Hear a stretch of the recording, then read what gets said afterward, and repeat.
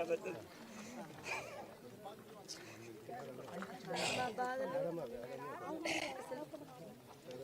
పేరు శ్రీనివాసరావు సార్. మార్కెట్లో 12 సంవత్సరాలు బల్లి శ్రీనివాసరావు సార్. బల్లి శ్రీనివాసరావు 12 సంవత్సరాలు మార్కెట్లో అమ్మాలి పనిచేసింది సార్. పల్లెటూరులో 10 సంవత్సరాల పాటు జీతాల నాటాలు ఉండి అక్కడ కూడా ఏం లేదు సార్. 25 సంవత్సరాలు ఖమ్మం వచ్చి 25-30 సంవత్సరాలు కావద్దండి. 12 సంవత్సరాలు మార్కెట్లో బస్తాలు మోసింది సార్. నేను బస్తాలు మోసి పైసా కూడా పెట్టుకొని 10 లక్షలు సంపాదించుకొని 2 పిల్లలు సార్. డిగ్రీ చేస్తాడు, పిల్ల పీజీ చేస్తాడు. నా భార్యకి కూడా ఏం చేత కదా సార్. వీళ్ళు ముగ్గురిని చదువుకుంటా 10 లక్షలు కూడా పెట్టుకొని 4 లక్షలు బంగారం ఉంటే బ్యాంకులో పెట్టుకొని ఇంకో 4 లక్షలు అప్పు తెచ్చుకొని 18 లక్షల రూపాయలు పెట్టి ఇల్లు కట్టుకుని సార్. నేను ఈ బిల్డింగ్ నేనే కట్టుకున్నాను సార్. అన్యాయంగా దుర్మార్గంగా తెల్లవారుజామున అసలు నా పిల్ల కాలేజీకి పోయి లేవలేదు సార్. అసలు లేవకముందు వచ్చి అన్ఎక్స్పెక్టెడ్గా ఒక దొంగలు కనబడ్డట్టు పడి అంటే అసలు అర్థం కావట్లేదు సార్. అసలు ఏం జరుగుతుందో అర్థం కాని పరిస్థితిలో పిల్లగాళ్ళు ఇలా పట్టుకొని అట్లా బయటపడేశారు. వస్తువులన్నీ లోపల కొన్ని ఇంకా లోపలే ఉండిపోయినాయి. తీసే పరిస్థితి లేకుండా అయిపోయింది సార్. ఒకటి కాగితం అమ్మా ఒకసారి ఒక్క నిమిషం.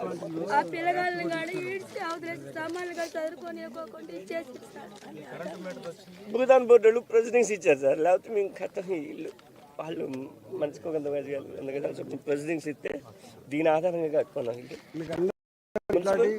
అందరికి ఉన్నాయి సార్. 1820 మంది మొత్తానికి భూదాన్ బోర్డు ప్లాట్లు ఇచ్చినాయి సార్. ఏం మీరు దొంగతనంగా ఆక్రమించుకుంది ఒక్కడి కూడా లేదు. మేము 2 సంవత్సరాలు పోరాడినాం సార్. మాకు చూపెట్టండి అని 2 సంవత్సరాలు నాయకులు మొత్తం తిరుగుతూ ఎవ్వరు పట్టించుకోలేదు సార్.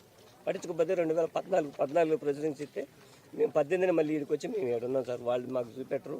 ఇక భూదాన్ బోర్డులు చూపించినట్టు మేమే వచ్చి ఇక్కడ ఉన్నామంటే ఇక్కడే ఉండిపోయినాం సార్ అప్పటాల నుంచి కూడా. ఇది మున్సిపల్ ట్యాక్స్ సార్. ఇది మున్సిపల్ ఇంటి పన్ను. ఈ ఎలక్ట్రిసిటీ వాళ్ళకి నేను పెట్టుకున్న అప్లికేషన్ సార్. కరెంటు కోసం కరెంటు మీటర్ ఇవ్వండి అని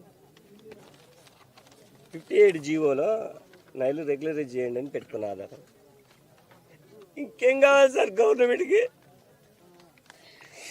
ఘోరంగా నా భార్య చేతగాని భార్య బయటపడేశారు.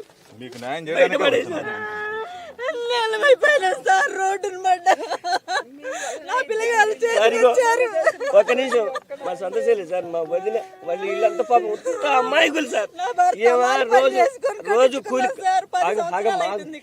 రోజు వంట చేయడానికి పోదు సార్. ఈ వయసులో కూడా వంట చేయడానికి పోద్ది. ఆమె వంట చేయడానికి పని చేస్తారు ప్రతి వాళ్ళు సార్. ఇళ్లలో బాగమ్మా ఖమ్మంలో ఇక్కడున్న వర్కర్లే మొత్తం వాళ్ళు పాసి పని చేసేది మొత్తం వీళ్ళే సార్. వాళ్ళ ముడ్లు దొడ్లు కడిగేది మొత్తం వీళ్ళే. పాసి పని చేసేది సార్. ఇళ్లలో పాసి పని మన సత్యనారాయణ ఏం పేరు శరత్ గారు వంటను పని చేసేది. అందరూ ఇళ్లలో పని చేస్తారు. ఎవరు ఇక్కడ కోటీశ్వర్లు ఎవరు లేదు సార్. ఇంకో విషయం ఏంటంటే ఈ కలెక్టర్ ఆఫీస్ కూడా రాళ్ళు మోసాను సార్. వాడిని తోడటానికి పోయాను. అవన్నీ 10 రోజులు కూడా మా పిల్లలంతా వీళ్ళంతా ఆడపిల్లలంతా పోయి శుభ్రం చేసి ఇచ్చినందుకు మాకు మంచి గిఫ్ట్ ఇచ్చింది సార్ కలెక్టర్. నాకు ఇంకొక చిన్న విషయం సార్. నేను ఒక చిన్న రిక్వెస్ట్ చేస్తాను మిమ్మల్ని. మీకు నోటీసులు ఇచ్చి నేను అబద్ధం ఆడుతాను సార్. కలెక్టర్ సార్ ఫోన్ చేసి నోటీసులు ఎవరికి ఇచ్చింది అడగండి సార్. ఇది ఒక్కటి మిమ్మల్ని నేను కోరుకున్నా. నాకు తక్షణ ఇప్పుడు కావాల్సింది ఏంటంటే మీరు కలెక్టర్ గారికి ఫోన్ చేసి లేకపోతే నన్ను తీసుకుపోండి. నన్ను తీసుకుపోయానా కలెక్టర్ ఇచ్చిన అబద్ధం ఆడదండి సార్. అబద్ధపూర్వకంగా నోటీస్ న్యాయం చేయడానికి ఈటల గారు వచ్చారు. ఢిల్లీలో రెస్పాండ్ అయ్యారు. మీకు ఇల్లు ఇప్పించే వరకు భారతీయ జనతా పార్టీ మీ తరఫున ఉంటది. ఈటల గారితో వారు మీ యొక్క గోస విని మీకు భరోసా ఇవ్వడానికి ఈటల గారు ఇక్కడికి వచ్చారు.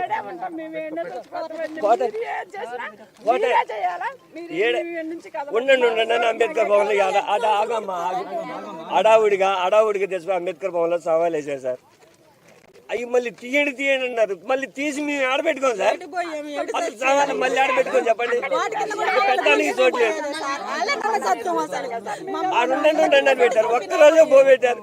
మొత్తం తర్వాత మన బీజేపీ కార్యకర్తలు రోజు వాళ్ళే పెడుతున్నారు సార్.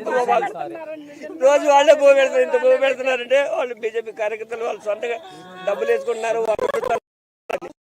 ఇంత బో వాళ్ళే పెడుతున్నారు. ఆ బో అసలు దాంట్లో దొడ్డులకు ఏది లేదు సార్. పాపం అట్లా అమాయకంగా అయిపోయింది. ఒకటి చెప్తున్నా, మా దగ్గర మా ఆధార్ కార్డులో మా పేరు రాసుకొని నెంబర్ తీసుకున్నారు.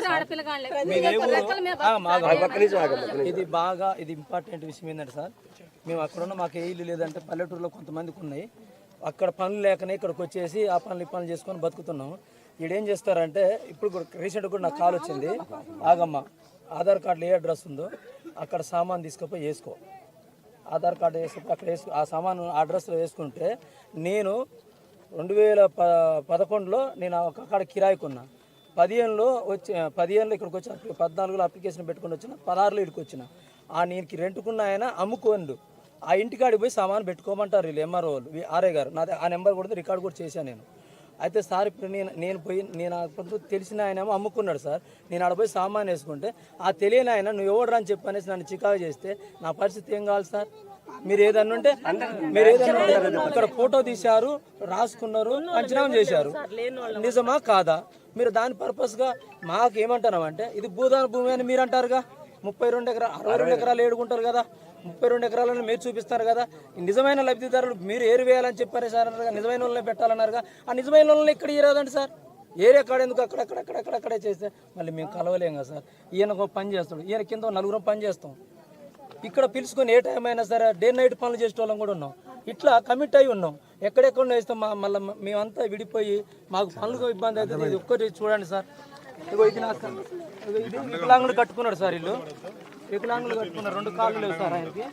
అయితే ఏం చేసినంటే ఈ ఖర్చు ఇవ్వని చెప్పనేసి ఇగో ఈ ఇల్లు సార్.